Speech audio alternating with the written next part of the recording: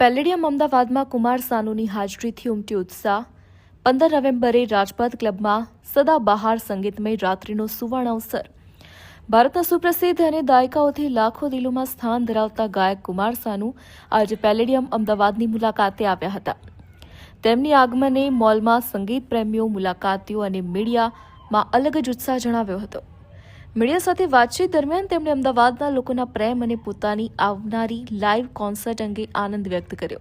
मैं बहुत एक्साइटेड हूँ मैं यहाँ पे आके एंड यहाँ के लोग जो प्यार देते हैं शो करते टाइम वो पता चलता है.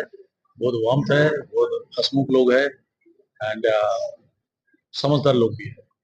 यहाँ पे जो सबसे पसंदीदा मेरा वेजिटेरियन खाना यहाँ पे जो होता है वो हर चीज अच्छा लगता है मेरे को. एक्चुअली वेजिटेरियन खाना होता ही है बेस्ट.